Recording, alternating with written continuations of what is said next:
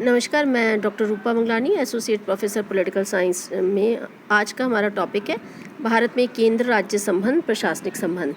तो भारत में केंद्र राज्य संबंधों के प्रशासनिक संबंधों की विवेचना अनुच्छेद 256 से 263 तक है और संविधान में सिद्धांत को मान्यता दी गई है कि कार्यपालिका विधान पालिका की सहविस्तारी है, अर्थात जिस विषय पर संसद कानून बना सकती है उस विषय पर केंद्रीय कार्यपालिका का नियंत्रण होगा और जिस विषय पर विधानमंडल कानून बना सकता है उस विषय पर राज्य की कार्यपालिका का नियंत्रण होगा। अर्थात केंद्रीय कार्यपालिका के विधान निर्माण पर ही प्रशासनिक शक्तियों पर भी उसकी अधिकारिता रहेगी और राज्य विधानमंडल जिन पर शक्तियां बना सकती है उस पर राज्य कार्यपालिका का विस्तार होगा।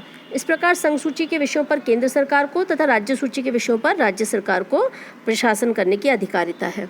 संविधान की 7वीं अनुसूची में शामिल समवर्ती सूची के विषयों पर कार्यपालिका शक्ति राज्यों के पास है, लेकिन इसके कुछ अपवाद भी हैं।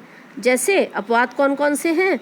जब संविधान ऐसे विषयों से संबंधित विधि किसी कार्यपालिका शक्ति को केंद्र सरकार में निहित करता है, जैसे भूमि अर्जन अधिनियम 1894, औद्योगिक विवाद अधिनियम 1947, तो उसके अधीन इन अधिनियमों में अंतर्विष्ट प्रावधानों को क्रियान्वित करने की शक्ति किसके पास होती है? केंद्र के पास होती है। तो प्रशासन के संबंध में राज्यों को निर्देश देने की शक्ति है। तो कौन कौन सी शक्ति अगर हम देखें तो सामान्य स्थिति में है और कब है? आपातकालीन स्थिति में केंद्र निर्देश दे सकता है और वित्तीय आपातकालीन में भी केंद्र प्रशासन के संबंध में राज्यों को निर्देश दे सकता है। तो अगर हम सामान्य स्थिति में देखें तो राज्य में प्रवर्तित केंद्रीय कानून तथा विद्यमान विधियों के अनुपालन को सुनिश्चित करने के लिए केंद्र निर्देश दे सकता है और यह सुनिश्चित करने के लिए कि केंद्र की कार्यपालिका शक्ति के प्रयोग में राज्य की कार्यपालिका शक्ति हस्तक्षेप नहीं कर सकती, केंद्र निर्देश दे सकता है। और राज्य द्वारा राष्ट्रीय या सैनिक महत्व के संचार साधनों के निर्माण तथा उन्हें बनाए रखे जाने को सुनिश्चित करने के लिए निर्देश दे सकता है और राज्य की सीमा क्षेत्र के अंतर्गत रेलों के संरक्षण को सुनिश्चित करने के लिए भी केंद्र निर्देश दे सकता है। आपातकालीन स्थिति में किसी विषय के संबंध में कार्यपालिका शक्ति का प्रयोग किस प्रकार किया जाए, ये केंद्र निर्देश दे सकता है।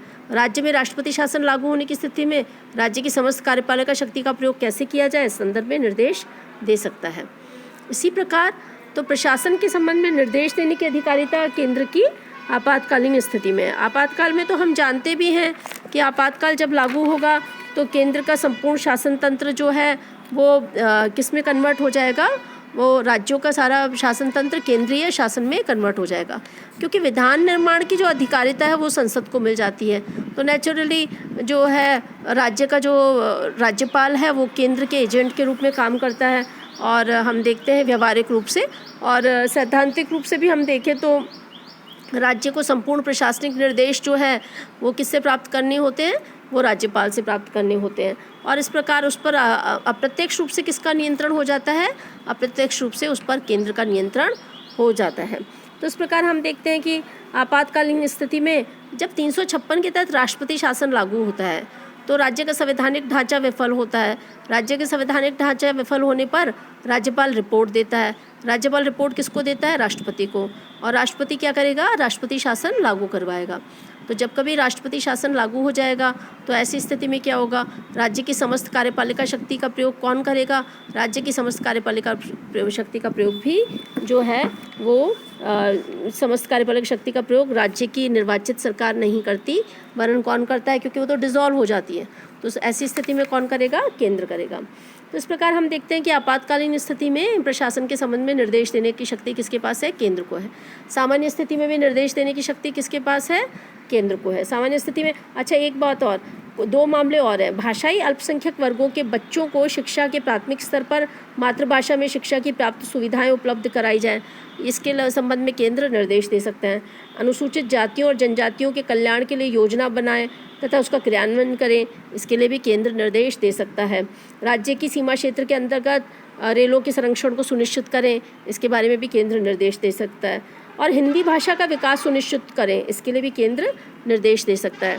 और यह सुनिश्चित कराने के लिए कि राज्य की सरकार संविधान के अनुसार ही संचालित की जाए, संविधान के विरुद्ध कोई कार्य नहीं हो, तो इसके संदर्भ में भी केंद्र निर्देश दे सकता है। तो हमने देखा सामान्य स्थिति में भी केंद्र के पास पर्याप्त जो है अधिकार है राज्यों को निर्देश देने के लिए, और हमने ये भी देखा कि आपातकाल में भी केंद्र सरकार राज्य को, आपातकाल में तो पूरा जो शासन तंत्र है वो ही केंद्र से संचालित होने लगता है।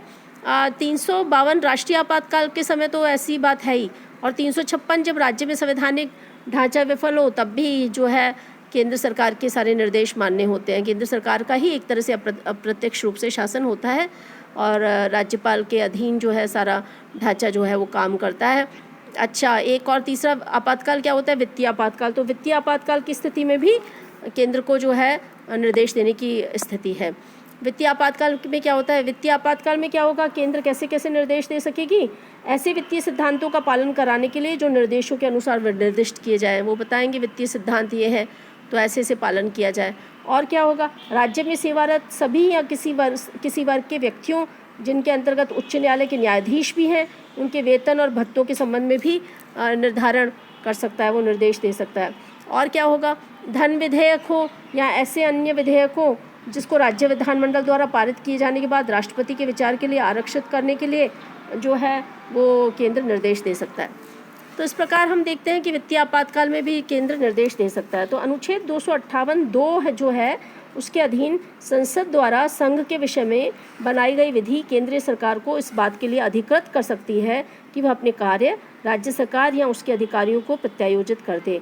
तो ऐसा राज्य सरकार की सम्मति लिए बिना जो है वो प्रत्यायोजन के अधिकार को दे सकती है। तो इस प्रकार हमने देखा कि विधायी संबंधों में भी हमने देखा कि केंद्र की अधिमान्यता होती है, और हालांकि प्रशासनिक और कार्यपालिका संबंध में साफ लिखा है, अनुच्छेद 256 से लेकर 263 तक केंद्र राज्य प्रशासनिक संबंधों को स्पष्ट किया गया है, और उसमें कहा गया है कि कार्यपालिका विधानपालिका की सहविस्तारी है, अर्थात जिस विषय पर संसद कानून बना सकती है उस विषय पर केंद्रीय कार्यपालिका का नियंत्रण होगा, और जिस विषय पर विधानमंडल कानून बना सकता है उस विषय पर राज्य की कार्यपालिका का नियंत्रण रहता है। और इस प्रकार संघ सूची के विषयों पर केंद्र सरकार को और राज्य सूची के विषयों पर राज्य सरकार को प्रशासन करने की तो अधिकारिता है, लेकिन सामान्य स्थिति में और आपातकालीन स्थिति में और वित्तीय आपातकालीन स्थिति में, तीनों ही स्थितियों में केंद्र जो है वो राज्य सरकारों को निर्देश दे सकती है। इसके अलावा आप जानते हैं कि अखिल भारतीय सेवाएं जो है उस पर भी केंद्र सरकार का नियंत्रण होता है अनुच्छेद 312 के तहत। और वैसे भी हम देखते हैं कि अभी हम वित्तीय संबंध पढ़ेंगे तो उसमें भी हम देखेंगे कि केंद्र का किस प्रकार से होल्ड रहता है। बहुत सारी एजेंसी हैं। मैं आपको बताना चाहती हूँ कि योजना आयोग और राष्ट्रीय विकास परिषद, ये दोनों ही एजेंसियाँ 2015 से पूर्व, जो कि 2015 के बाद तो नीति आयोग आ गया जिसको हम आगे पढ़ेंगे, तो दोनों ही योजना आयोग और राष्ट्रीय विकास परिषद का बहुत बड़ा होल्ड था, क्योंकि योजना आयोग और राष्ट्रीय विकास परिषद दोनों थिंक टैंक माने जाते थे। योजना आयोग का अध्यक्ष प्रधानमंत्री हुआ करता था और राष्ट्रीय विकास परिषद का अध्यक्ष भी प्रधानमंत्री हुआ करता था। हालांकि राष्ट्रीय विकास परिषद में राज्यों के मुख्यमंत्री भी सदस्य हुआ करते थे, लेकिन इसके बावजूद भी जो है उसका होल्ड हुआ करता था। और दोनों का काम नियोजन, मतलब 5 साल के लिए योजनाएं बनाना और योजनाओं को अमली जामा पहुंचाने का जो एक ब्लूप्रिंट है, जो एक रोड मैप है, वो तैयार किया जाता था। और उसमें अशोक चंदा जैसे विद्वान ने तो योजना आयोग को जो है आर्थिक मंत्रिमंडल की भी संज्ञा दी थी, तो उसका बहुत होल्ड रहता था। तो कुल मिलाकर हम देखते हैं कि प्रशासनिक संबंधों में भी केंद्र का राज्यों के मामलों में हस्तक्षेप रहता है और राज्यों को निर्देश देने की शक्ति रहती है, क्योंकि हम सब जानते हैं। इस संदर्भ में मैं आपको बताना चाह रही हूँ फिर से कि ग्रेनविल ऑस्टिन ने सहयोगी संघवाद कहा था, और मॉरिस जोन्स जैसे विद्वान ने भारत के संघीय ढांचे को सौदेबाजी वाली संघीय व्यवस्था भी कहा है। लेकिन अब व्यवहारिक रूप से देखा जाए तो हम जानते हैं कि भारत केवल नई दिल्ली नहीं है या भारत केवल राज्यों की राजधानी नहीं है।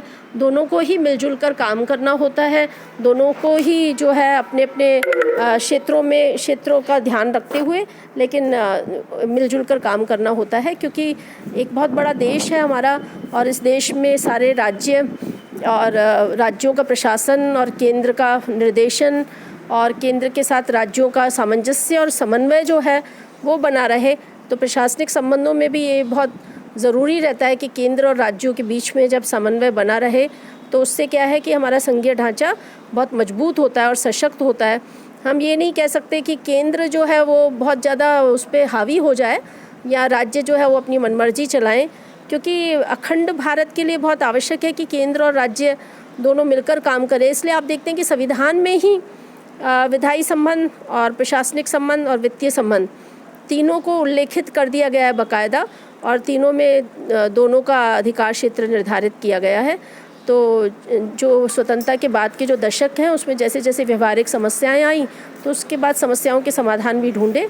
तो कुल मिलाकर ये प्रशासनिक संबंध है, आप इनका अध्ययन कीजिए और ये बहुत महत्वपूर्ण टॉपिक है। इसमें अक्सर आपसे कंपटीशन में पूछा जाता है कि केंद्र सरकार सामान्य स्थितियों में कौन कौन से निर्देश दे सकती है, या आपातकाल में केंद्र सरकार कौन कौन से प्रशासनिक निर्देश दे सकती है, या वित्तीय आपातकाल की स्थिति में कौन कौन से निर्देश दे सकती है। तो ये बहुत पूछे जाते हैं कंपटीशन में, तो आप इसको ध्यान रखें। और स्पेशली सामान्य स्थितियों में जो निर्देश दे सकते हैं आवागमन के साधनों में या हिंदी भाषा के संरक्षण के लिए और बाकी चीज़ें जो पूछी जाती हैं उसको तैयारी कीजिए। मेन कोर्स में भी आपके ये आता है और कंपटीशन में तो ये पूछा ही जाता है। तो कंपटीशन के हिसाब से और मेन कोर्स के हिसाब से भी आप इस टॉपिक की प्रिपरेशन कीजिए। और जो हमारा अगला टॉपिक होगा वो होगा केंद्र राज्य वित्तीय संबंध। तो हम केंद्र राज्य वित्तीय संबंधों का अध्ययन करेंगे, तब तक आप इस टॉपिक को तैयार करें। धन्यवाद।